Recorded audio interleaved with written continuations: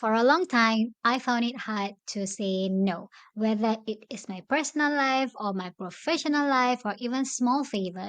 I feel like turning something down would make me feel ungrateful or selfish, and I know I'm not alone in this. Have you ever said yes to something you didn't want to do just to avoid feeling guilty?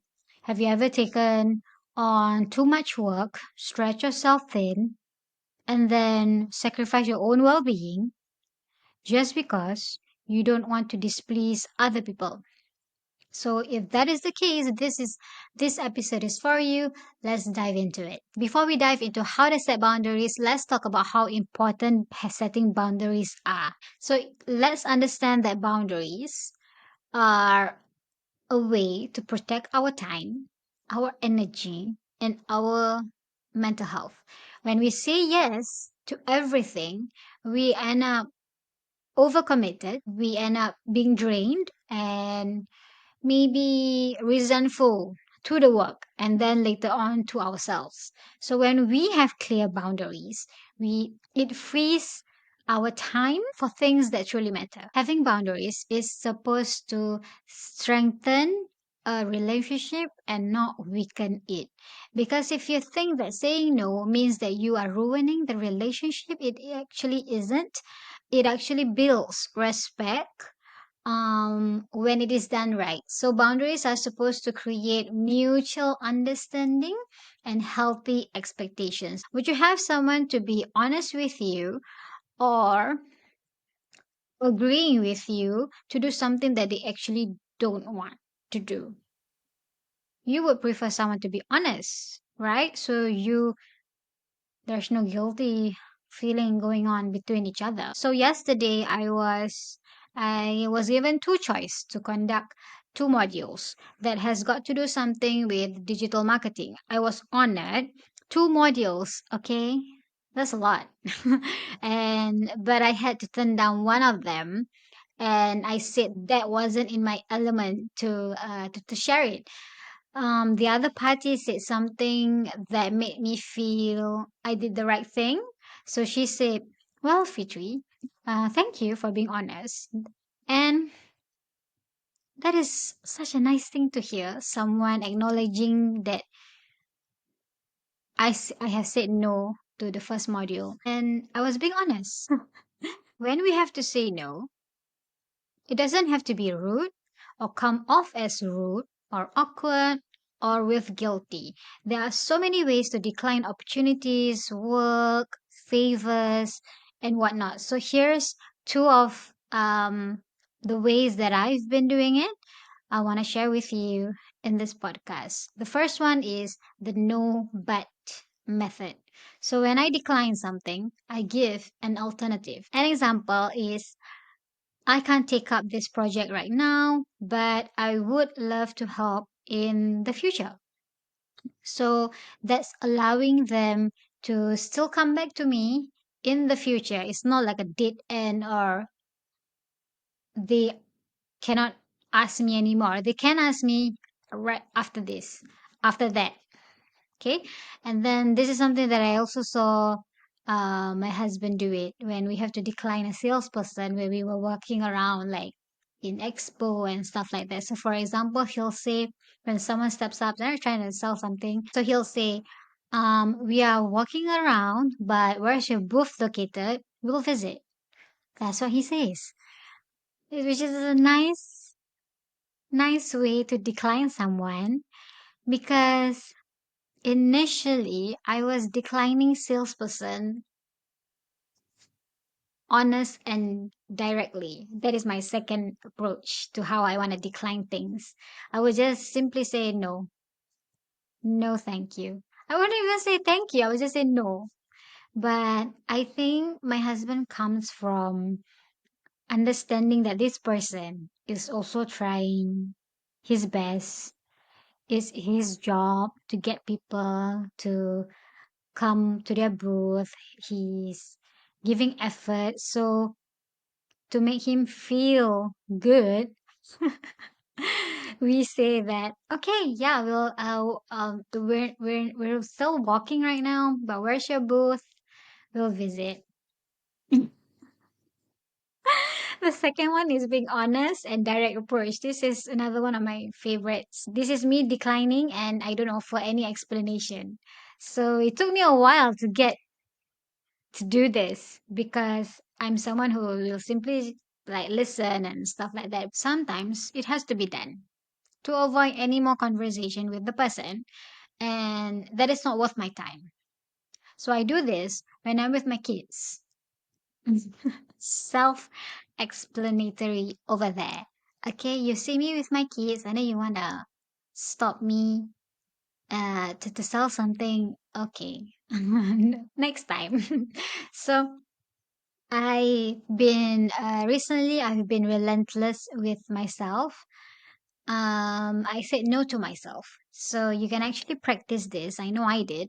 When you walk and when you see someone smiling at you and you know they're gonna like sell something, you can say no and then you walk away. If I walk with my mother, I know she will stop and listen. I will have to drag her away. But that's the thing, it depends on how much time you have. If we are really busy, if we want to keep things moving, we have to say no, right? I think I remember my husband giving me challenges to just walk around, and then if people come up to me, we'll say no. I have to be the one to say no, not him anymore, because usually like we stop together, but now it's me saying no. Um and if you want to level up, you can listen in to the person, fine, just listen in, but you have to say no at the end. I think it will be hard for someone who prefers the easy way out to save yourself, but you have to say no and then say no, not right now. I would love to help, but I'm not interested right now. And there's a story. I was waiting for a friend. I was waiting for a friend in the MRT and then she's late. So I was just standing, minding my own business, and I got stopped by a salesperson. This salesperson, I that at the point of time I didn't know how to say no yet. So this salesperson already bring me to a booth and I'm like, shucks, this person is gonna sell something and I'm unable to not say no. I worry. I worry about what will happen then. So I listen in their sales speech and everything. I think it's done well. It's done very well because I was like saying yes and yes and yes, and I knew this is a method to sales. I'm gonna say yes to whatever that they're selling to me. So, well, guess what happened? They got me to take out my card. I already signed something, and yeah. But I'll stop the story there because I want to share something, and then we'll get back to that story. So I have felt how guilty it is, how easy it is to just listen in and then give my card, and then having to figure out how to deactivate the card or something. Why put more trouble on yourself? Fine. Yeah. So that was what happened. So let's talk about mastering saying no first. Okay, saying no, then you walk away. So when you master this, right? When you master this, the next thing that you need to master is the feeling of guilt. And this is still something that I'm learning. I'm still practicing the feeling of guilt that comes after saying no. I think it depends. It depends on the person. So for me, the guilt feeling comes because I have been someone who is afraid to disappoint people. I am afraid of worrying about how others would perceive me. I'm a volunteer at heart. So helping people or being available always is always there. Crazy. Here's the truth, and these are not my words. Saying yes when you don't want to doesn't make you a good person, it makes you an exhausting one. Which is true. Coming back to the story that I just shared, I had given my card, details and everything. Now I have to figure out how to deactivate my card because I don't actually agree to having something deduct for $20 every single month moving forward, it's exhausting having to find a solution to this. So I had to go through with it. I had to even call them actually and tell them that do not do anything to my card anymore because I don't agree actually to whatever that they're doing. And it's just a waste time, right? So let's move on. So, how do we set boundaries in a way that feels natural and respectful? So, it's easy. You just have to be clear and concise, be firm. And when you talk to people, you use I instead of we or my husband or my friend. I used to say,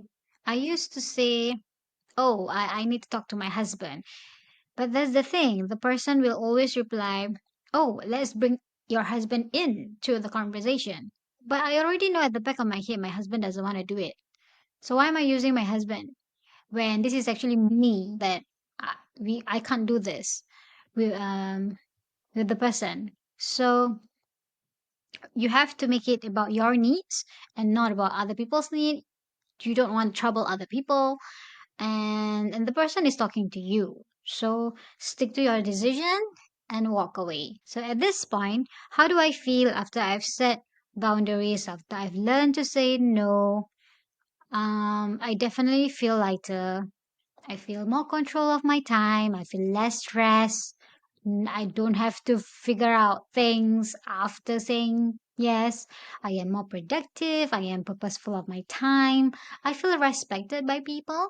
And I think people see the value when I say that. People are aware that I know my stuff, and I feel happy because I get to protect my mental health.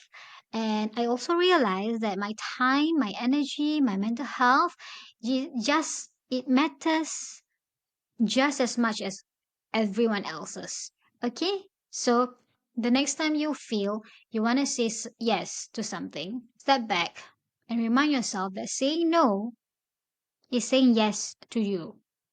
Okay? We have to think about the yeses in our life.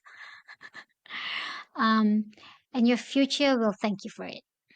So that's for today's episode. I will see you in the next one.